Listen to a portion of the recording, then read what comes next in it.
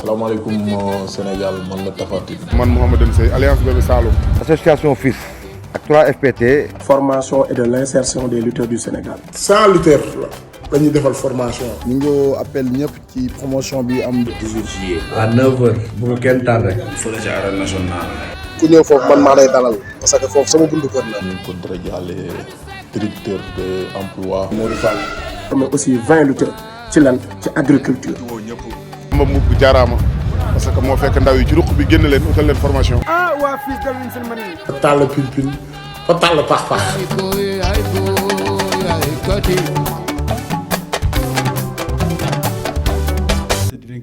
li ngeen def nii c'est très courageux et c'est aussi lucide parce que li ngeen fi ngeen engagé nii lu baax la mais sécurité dafa bëri fitna te mënoo ko def toute ta vie moo tax c'est très bien Bamba xalaata lii ngeen am un second souffle dans la vie mën a reconvertir dans l'économie maanaam soo leen jógee ngeen am beneen source de revenu li may wax nii nag soo xoolee en Europe wala aux États-Unis boobu xaalis yi ci suuf si lañ nekk suuf si du fen agriculture man mii ngeen di gis nii sama àdduna yëpp ci suuf ñàkk naa ci xaalis bu dul jeex waaye tey su ma jógaatee foofu laay jubluwaat ndax xam naa li ci ne léegi nag da ngeen dem ba ci biir am ay dog-dog waaye bu leen bàyyi ndax ba bu sotee nga ne ah su ma yéegoon yéex naa ci jóg moo tax Bamba ñii xamaguñu fi ngeen di yóbbu mais xam naa ni ëllëg te du yàgg même pas 1 an suñu démarré def seen première saison da ngeen yegg si ne ko Bamba yokkal ko xam-xam bi ndax li ñuy dox macha allah mais doyul xam nañ am na yeneen lu ci topp et su boobaa je crois que dinañ utal tam ay partenaires yoo xam ni parce que soo leen xoolee des gens comme waa Hollande ak waa Israël dafa baax nga jokkoo ak ñoom ça permet de servir d'exemple xam wan à la jeunesse ni am na yeneen solution jàng rek du diplôme du la yóbbu fenn diplôme ci bureau nga yem. waaye man gis nga damay toog sama bureau bi mais sama xol lay jeex fu mu mën a rek daw naa ci àll bi maa ngi yor fële tool fële ci ñàkkurab maa ngi ko doon wax Demba Bamba ma ne ko man de soo moytul danaa fàq bureau yi dugg ci formation bi ndax xam naa li ci ne te di nga ma gisee voilà chaque week-end nag damay dem léeg-léeg ba gannaaw Mbuur loolu yëpp ndax tool ak sama benn xarit tous les dimanches te ko kilifa la ci gouvernement bi mais taxul chaque dimanche dañuy daw lu mat ay 90-100 kilomètres jubal foofu pour vous dire l'intérêt de la terre donc bu leen ko bàyyi gannaaw. maa ngi nuyu assistance bi yëpp di nuyu sunu papa ak sunu yaay Pa Mboup ak maire bi di nuyu association FILS yëpp jox nuyoo bi nag le président Bamba Mboup kulim doo matal di nuyu ki nga xam ne moom moo war a former fi mu toll nii tey lutteurs yi nga xam ne mooy 20 lutteurs ci technique d'agriculture. di ñaanal aussi mbër yi aussi yi nga xam ni ak gis naa fi sax ñoo xamante ni peut-être ay anciens gloires lañ wala ñu nekk ay entraîneurs d'écurie tey ñu ñëw bëgg a bénéficier wu ci formation de l'agriculture bi kon moo lay wan ne rek rien n'est trop tard il n'est jamais trop tard pour bien faire mooy jàng du wees donc loolu mooy wane ne rek association FILS dafa universel te li muy doxal ñëpp ñoo ci mën a gis seen bopp muy jigéen muy góor muy mag muy ndaw li koy wane mooy tey am nañ fi ay jigéen yoo xam ne dañu war a participer ci formation agriculture mu doon lu spécial kon donc moo lay wan ni rek association FILS damay wax ni l'avenir des lutteurs c'est assuré mais l'avenir du Sénégal la jeunesse sénégalaise est assurée grâce à l'association FILS et loolu c'est tellement important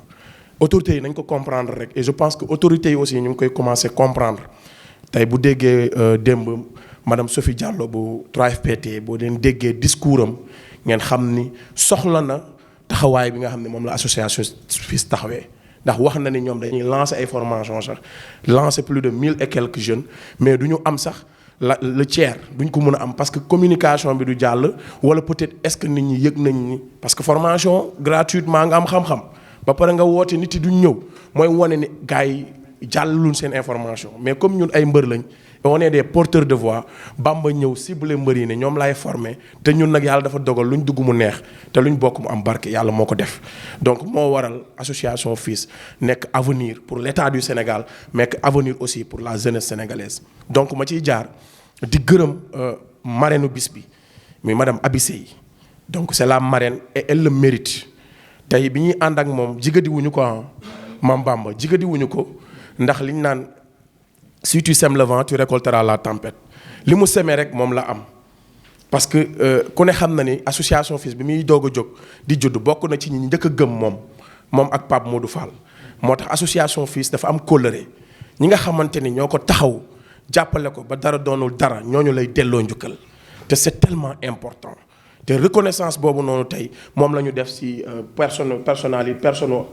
madame Abi Seye mu nekk tey directrice su DER te bi muy ànd ak ñun moo nekkoon directrice su 3FPT tey suñu ko jëkkalee yëggate ay garatam jox ko lu mel ni DER te ku ne xam na ni 3FPT c'est pour formation képp ku am projet de formation dinañ la jàppale nga former mais li ñu naan financement peut-être boo amee entreprise DER moom moo res loolu te tey madame Abi Seye moo fa nekk te association FILS am na ay jeunes yu fi nekk yu am seeni entreprise bu mel ni man mi j'ai ma propre entreprise Kona sécurité entreprise générale Kona sécurité kon dinañ soxla madame Abi Seye pour mu jàppale ñu ci ay financement waaw kon pour rek très rapidement wax ni ñun association FILS damay toujours bu may wax forum bi ñu defoon 2016 dama koy répéter di ko répéter ndax la répétition est pédagogique moo tax may répéter waat loolu pour wax ni 2016 dañoo defoon forum pour l'émergence des lutteurs def ko CICES woo fa plus de 3000 lutteurs Stade de l'Unité africaine ku ko xam mu fees dell ak ay mbër yoo am espoir xalaat ni mbir mi war naa mën a dox ñu gis ci seen bopp ñu def ko lancé ko mu am pompe ñëpp ñëw waaye ñu pare ñu toog mu nelaw kenn waxu ci dara falaa nawee Cheikh Ahmadou Bamba mii mu ne ma grand man duma woo lu toll nii ci àdduna ñu ñëw wuy suñu ñu toog rek affaire bi nelaw noonu dafay mel ni sax nit ñi dañu doon nax wala leneen du ma ko nangu ñu ñëw toog waxtaan naal ne kon nañ teg association ñu tegi kayit yóbbu ñu reconnaître ñu association en 2009 yàggul reconnaître association ñu ne léegi yéen association ngeen mën ngeen doxal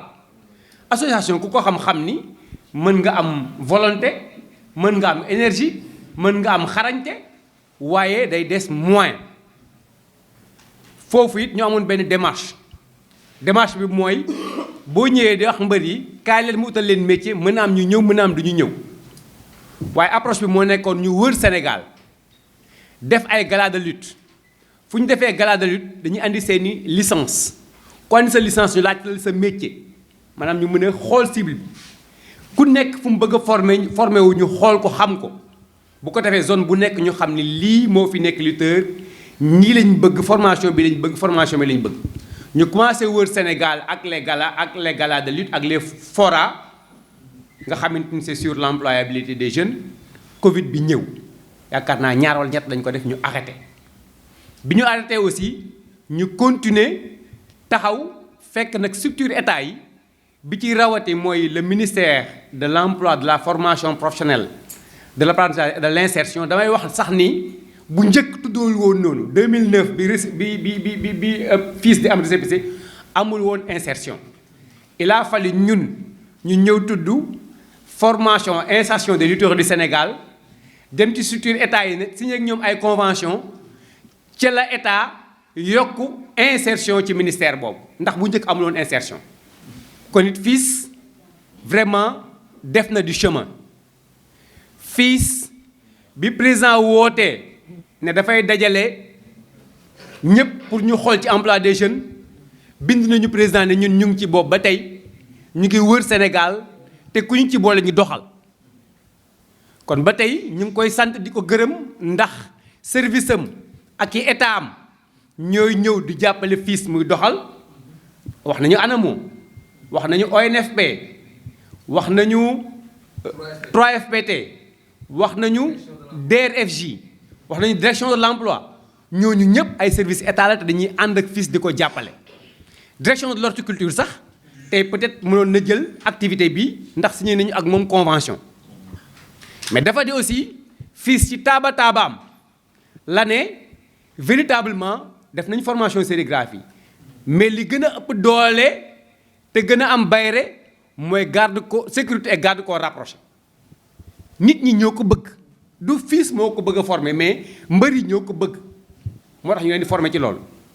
waaye ñu ne ñun ci suñu moyen bopp ak suñu taaba tey dañuy jël 20 lutteurs yi nga xamante ni dañoo ab exprimer woon besoin bi ñu former leen en agriculture et transformation de fruits locaux loolu aussi wane ni yemuñu rek ci agriculture yemuñu rek ci sérigraphie yemuñu rek ci sécurité garde corps rapproché waaye sunuy formation ak sunu demande mu ngi aju ci cible bi li mu laaj. ne laaj na coono dëgg laaj na coono mais coono bi presque ci commencement bi la bu xasee taxaw rek pare na te li ci gën a neex mooy liggéey boo fi liggéey Sénégal bu dee service la mën nga fa def 8 heures de temps par jour mais agriculture bu xasee taxaw ba pare boo fa defee juróomi waxtu ci journée bi doy na pour nga am li nga bëgg a am te leneen li ci am solo lool mooy dafay baax ci doomu aadama bi mu yegg foo xam ne dafay mën a bay ngir dundal ay moromu doomu aadama mais surtout mu mën a bay ngir dundal boppam ci loo xam ne qualité lay doon foofu dinaa fa brosser tuuti ñun ñëpp ñu ngi lekk ay ndugg yu jógee ci marché yi mais fañ koy bayee ñun duñ ko fekkee te nañ koy bayee dafa am solo ci ki koy jëfandikoo wér-gu-yaram bi mu war a mën a def ci yow wala yàq bi mën a yàq sa wér-gu-yaram loolu yëpp doon ay éléments de formation yoo xam ne dinañ ko fexe leeral bu baax a baax te incha allah rabbi également li ëpp solo pour ñu mën a réussir loolu am ngeen ko mooy njàmbaar gi nekk na fi sawar bi nekk na fi bëgg-bëgg bi nekk na fi li ci des orientation bu ndaw rek lay doon bu ko defee ñun ñëpp ñu mën a yegg ci résultat maa ngi koy wax père léegi nii li ñu foog mbay du mbay sinon nañ ko doon gisee ak li war a xew bokkul tey ku aménagé ci yéen benn hectare mooy terrain de football 100 mètres sur 100 mètres bu fekkee da nga dëkk zone Kolda bi jarul ngay def terrain de football boo amee surface 20 mètres sur 20 mètres nga xam ne xale bu 15 ans sax mën na ko arroser chaque weer bu dee mën nga am 400 000 surface 20 mètres sur 20 mètres Kolda bu ñu duggee mois de juillet résultat boobu day am la même situation moo am à Tambacounda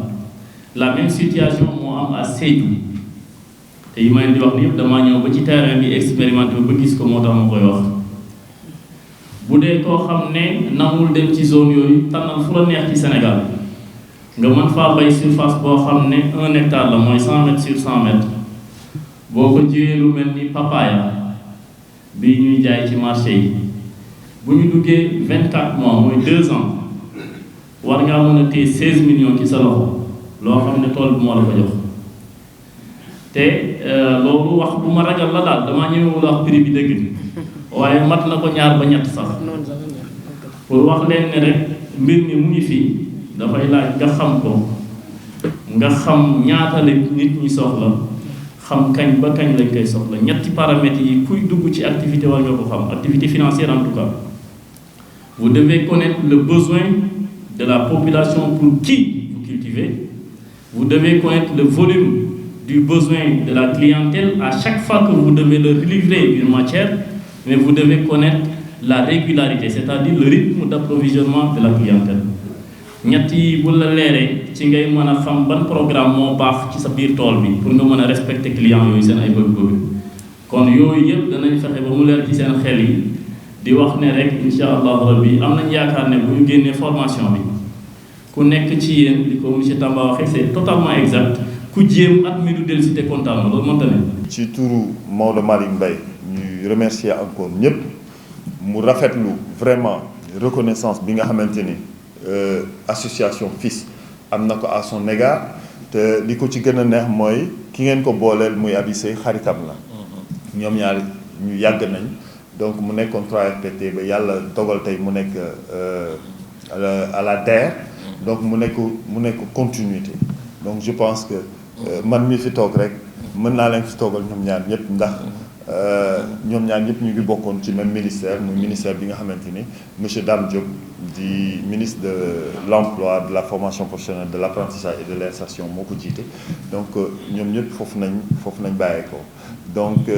suivre nañu aussi seen activité démb bi ñu leen ci félicité bu baax di wax ni que nii la rek association FILS moom li ñuy def am na solo et fi ñu teg seen tànk foofu la et suñ ko continuer je pense que njariñ lay nekk pour lutteurs yi njariñ lay nekk pour Sénégal njariñ lay nekk pour ñëpp donc pour ne pas guddal ñu yamale foofu kàddu yi di nuyu sama xarit Yaaw Dial moom yàgg nañ pour lutteurs yi aussi oui donc beneen bi mooy maa ngi doon waxtaan ak Bamba léegi ba di échanger message ak DG parce que tamit kilifa soo ko représenté je pense que mënoo wax lu dul ci kàddoom waaw donc par rapport à une autre formation déjà en agriculture on avait déjà planifié une deuxième formation en sérigraphie donc ak beneen formation en agriculture boo xamante ni DG jox na ma aval que ni incha allah donc ANAMO dina financer FILS par rapport à une formation en agriculture ak sérigraphie bi nga xamante ni en fait c'était déjà prévu donc loolu moo nekkoon kàddu yi ñu ngi gërëm ñëpp di sant ñëpp. di julli ci Seydina Muhammad rasulillahi sallallahu alayhi wa sallam di sant suñu waajur yi nga xam ni ñoo fi teew muy suma waajur bu góor ak suma waajur bu jigéen di leen ñaanal yàlla nañ fi yàgg loolu te ànd ak wér ak mbooloo mi waajur di nuyu bu baax ki nga xam ni tey moo fi sëtu Serigne Touba di fi kilifa jotaay gi muy Serigne Khadim Mbacke mi nga xam ne mooy sëtu sëñ Mouhamadou Lamine Bara Mbacke moom sëñ Touba ñu koy ñaanal moom mu yàgg fi loolu te ànd ak wér di nuyu ki nga xam ni tey moo fi représenté le maire de la commune de Patte d'Oie di monsieur Tamba di chef de cabinet maire bi moom it ñu ko jox wàccuwaayam bu baax a baax di ko nuyu di nuyu suma frère suma xarit comme ni ko père Amadou Cissé waxee kii père Ousmane Diouf waxee léegi Amadou Cissé dafa am ñaari casquette maanaam dafa am casquette en tant que directeur des opérations bu ANAMO ba pare am casquette en tant que président comité formation insertion bu association FILS nekk benn jëmm ci ñun jëmm ji nii man boobu ba léegi Maodo Malick loolu laa ko wax toujours ba léegi mën naa ni aw ma numéro parce que dama ko ne yow su ma amee sa numéro rek doy na sëkk man noonu lay doxee sama àdduna mu nekk suma xarit nekk suñu kóllëre nekk koo xam ni taxawaay bu am solo la am ci association FILS dañu dem ba dépassé sax ci association mais léegi yàlla daf ñoo boole ñuy dugalante ci lu bëree bëri kon nag teewaayam fii kontaan nañ ci lool parce que ki nga xam ni moom la ñu tuddee promotion bi di Maodo Malick Mbaye di directeur général bu ANAMO moom moo ko fi yabal Maodo Malick duñ ko fàtte mukk parce que Kona Sànq ak Grand Abouli dañuy wax lu am solo nit ñi la dimbali démb waroo leen fàtte tey te ñoom bi ñuy soog a tàmbali bi ñu ministre Dame Diop booleeg moom ñu ngi ko nuyu de passage moom it di kontaan ci moom bi mu ñu boolee ba léegi ñu ngi ñuy jàppale te yàlla tax ñu ngi ñuy taxawu affaire bi du xaalis du alal waaye day am solo ñi nga doon àndal démb nga fàttaliku leen te boobu léegi ministère de la formation professionnelle direction yi ci nekk yëpp am nañu taxawaay ci FILS parce que lu tolloog 600 et quelques lutteurs nga formé leen mu nekk ay millions yu bëri kon kooku buñ ko defee ci lutteurs yi ñuy suñuy doom di suñuy rakk di suñuy jarbaat kon loolu teranga bu rëy la kon Amadou Cissé ñi ngi lay wax mention spéciale di am contenté di nuyu aussi suñu sœur Abi Sey mi nga xam ne moo nekkoon 3FPT moom it ngant moo ko téye mais woo na ma démb ci ngoon amoon yéen a ñëw wax dëgg yàlla xolam sedd na parce que nee na lii ngeen def wane ngeen ni reconnaissance lii mooy àdduna woo leen ma ngir alal woo leen ma ngir dara da ngeen ma woo wane ni bi ma nekkee 3FPT daan naa leen gunge kon nag kooku noonu moom it mi ngi ciy sant bu wér di am contenté parce que démb bés bi nga xam ne moom lañ doon def Modou Fall suma frère mi nga xam ne mooy directeur de l'emploi lañ ko parrainé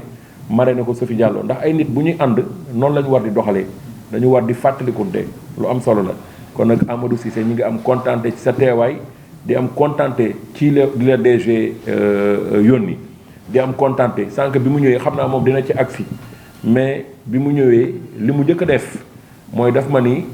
formation bi ñun waa ANAMO bëgg nañ ci taxaw parce que boobu ba léegi mi ngi koy waaj xëy na at bi dafa am ñaari affaire yu fi taxaw rek muy élection locale yi ak élection législative yi moo leen xaw a tënk mais boobu ba léegi mi ngi doon waaj pour ñoom it parce que suñu partenaire la ñu signé convention mais dina ci agsi ndax loolu kàddoom lay nekk am na engagement yoo xam ne xëy na dina ko fi jël léegi bu soobee yàlla insha allahu rabbi te lépp lu mu mës a wax rek def na ko nit ku dëggu la macha allah di nuyu nag ñi nga xam ne tamit samay kilifa lañu muy waa association FILS ñi nga xam ne awma seen fay Père Ousmane Diouf yow ci nga bokk parce que bi ma jógee Europe Issat Iba Mar Diop du ma ko fàtte mukk boobu ñëw naa doon xool ban solution laay mën a doxal pour làmb ji xamuma la mais dama toog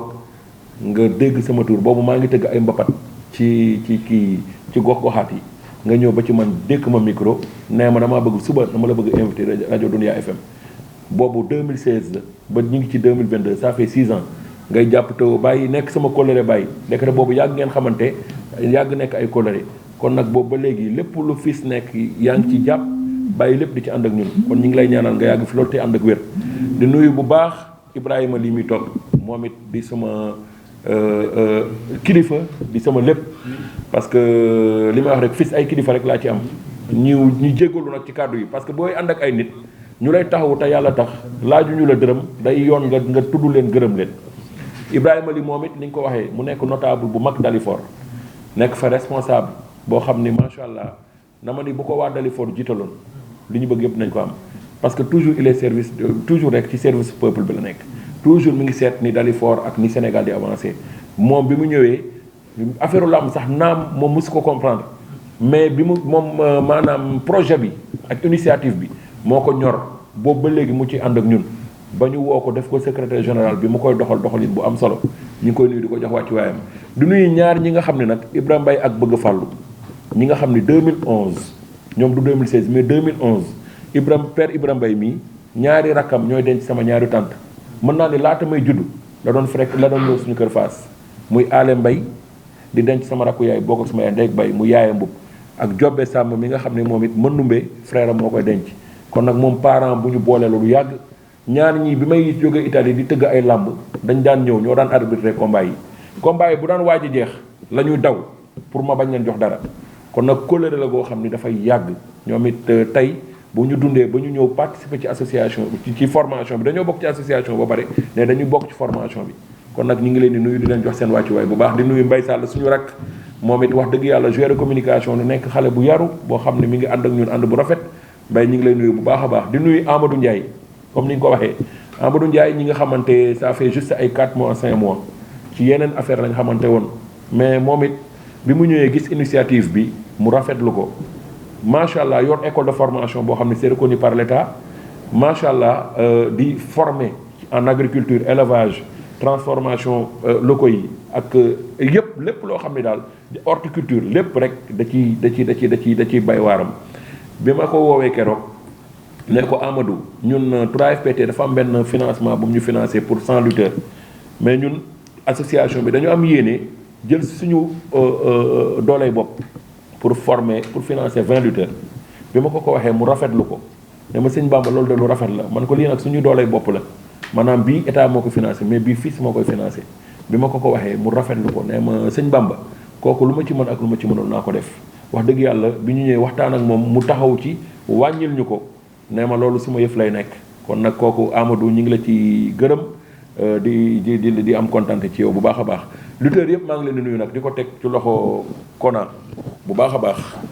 parce que man noonu lay def toujours bu may wax rek damay xool ci gannaaw am na ku ko seetlu démb sax ci man nee ma toujours booy wax yaa ngi xool gauche droite man ko noonu la ay nit bu fekkee dañoo dajaloo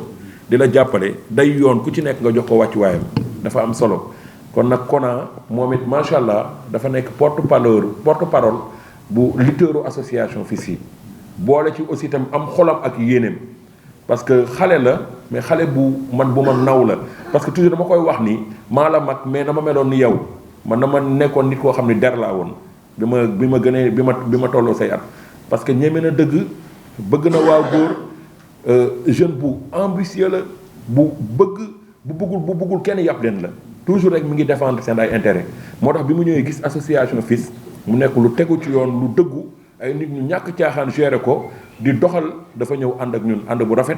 moom it ñu ngi koy remercier di ko ñaanal projet yi mu taxawal ni ne muy Kona sécurité c'est le bon TV di yëpp ay yu am solo la ñu ngi koy ñaanal yàlla gën ko dooleel gën ko barkeel ba mu gën a jëm kanam di nuyu suñu papa Bounama Rassa mii ñun amuñu fayam champion bu mag a mag la ku ne xam na ni Bounama Rassa def na lu ne Sénégal nekk yàlla def sum lañ jógee ñoom ñii ñëpp parce que suma xaritu papa benn bakkan Moustapha Ngor Léon Diop ku ne xam na ni teet nañu sum defal ñu fa lu rëy moom ci moom lañ bàyyeekoo mu yàgg ak sama waajur bu góor ñu daan liggéey CTO ñoom ñii bi bu naa ma yëgee affaire bi mag la mais dafa ni amul lu ëpp solo mbay Sénégal kon nag yow boo ñu dimbalee ne dañu ñëw def formation bi gratuitement loo xam ni formation boo xam ne ku ci nekk bu demoon di ko fay dina fay xaalis bu bëri kon ñun man mi sax damay bokk moo tax tey moom mu bokk Père Ibrahima Mbaye bokk Yaawu Jaal mi nga xam ne macha allah moom it jàmbaar la bokk ñoom ñi ñëpp bokk kon nag bu naa ma ci turu waa Sum yëpp ñi ngi lay sant bu baax di la gërëm di la ñaanal yàlla yàlla nga gudd fan yàlla may la wér may nuyu presse bi yëpp nag parce que presse bi dama ci bëri ay xarit yoo xam ni dañu may jàppale te yàlla tax faw ma tudd leen ñëpp dégg ko presse bi tey Kona mi toog dafa am presse am boobu ba léegi dafa bàyyee yiteem ne chaque jour damay ñëw accompagner la kon Kona ñu ngi lay nuyu di nuyu sama frère Beuz Ibrahima Faye parce que boobu ba léegi publicité lu ne mi ngi koy def di conn ci coono yi moom it tamit wax dëgg yàlla ñu ngi koy jox wàccuwaayam ak waa Wasaare ak waa Les Arènes Abou Ndour ak waa Sunu Lamb ñoom Ibakan ak Assane Waalo mële toog ak waa RDV kon nag presse bi ñu ngi nuyu ñëpp ku lim jum ñu ngi leen di jox seen wàccuwaay di leen tar parce que ñoom communication fu mu mën a àgg rek ñoom ñoo ko àggale kon nag ñu ngi leen di jox wàccuwaay bu baax a baax di ñëw rek ci formation agriculture bi nga xam ni tey moom la ñu tàmbali def mooy ni ko monsieur Tamba waxee léegi mbay dafa nekk loo xam ni man mi nekkoon bitim réew xam naa ko tey yàlla def na ñi nga xam ne ñoo ëpp alal ci àdduna bi ay baykat lañ man dama nekk Italie nekkoon benn dëkk bu tudd Agrigento maanaam Agrigento ci turu agriculture la jógee mais ñoom foofu bay rek lañ xam xamuñu leneen lu dul bay mais li ñuy récolter par an yow mënoo ko comprendre boo demee Espagne noonu boo demee Hollande noonu boo demee Belgique noonu mu nekk loo xam ne mooy avenir la moo tax dama bëgg njaay ñu dugal son wu baykat boobu mën a gën a rassurer gars yi xamal leen ni formation bu ne def nañ ko di ko grand bu waxee léegi sécurité yéen a ko taamu ñun bu ñu sañoon bërki dem rek maa ngi koy wax ci benn presse dafa ñëw nee ma yéen xanaa sécurité rek ngeen di formé man ko déedéet man ko Maodo Malick Mbaye moo ñu njëkk a financé 35 lutteurs en sérigraphie man ko mais demande bi ñoom lutteurs yi koy demandé mais nag dinañ leen encouragé ba yeneen filière formation yi ñu mën ci dugg moo tax tey ñun ñu tàmbali ci agriculture bi te Cissé dina ci ñëw léegi pour wax ñoom it yéene bi nga xam ne ANAMO bala mu yàgg dara ci ay fanum néew ñoom it bëgg nañ ko def comprendre nga mbay mi daal li ma leen ci wax mooy FILS jël na engagement yi Amadou Ndiaye bii am ngeen chance tey mu leen war leen former à part de demain Kër Mbaye Fall war leen defal théorie pratique na ngeen ko fonk boo leen ko fonkee wax ji du bëri boo leen demee ba mënal ko seen bopp ba jot seen ay attestation ak ay seen ay authentification di ngeen xam fii ak déwén ci kàttanu yàlla yàlla nañu yàlla may wér ak fan bu gudd ngeen xool njariñ li parce que am na ci loo xam da nga koy def ba pare après nag au fur et à mesure incha allah ngay xam mais koo fi gis sëñ Fallou Mbacke cultivateur la woon sëñ Abdou Karim mu sëñ Fallou bëri na ci Mbacke yoo xam ni ak ay kilifa diina yoo xam ne ay baykat lañ sëñ Abdou Karim at bu ne actuellement mi ngi Touba Bogo sëñ Jili mu sëñ Fada noonu kon nag marabu yëpp ñu ngi bay kon nag am na ci loo xam ne na ngeen ci góorgóorlu xam nga Youssou Ndour mi bu ko wayee tey dafa nekk lu am solo loo xam ni kàttanu yàlla incha allah ngeen foofu macha allah. waaw macha allah.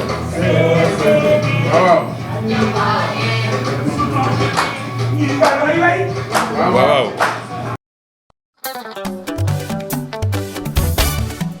salaamaaleykum Sénégal man la Tapha Tine. man Mouhamadou Seye Alliance Bébé Saloum. association FILS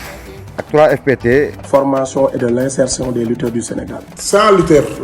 la ñuy defal formation. ñu ngi appel ñëpp ci promotion bi am. 18 juillet. à 9h bu ko kenn tardé. fële ci arène nationale. ku ñëw foofu man maa lay dalal parce que foofu sama buntu kër la. ñu ngi ko darajaale directeur de emploi. Modou Fall. mais aussi 20 lutteurs ci lan ci agriculture. ma mu jaaraama parce que moo fekk ndaw yi ci ruq bi génn leen utal leen formation. ah waa FILS dal nañ seen mën fa tàll pin pin fa tàll pax pax.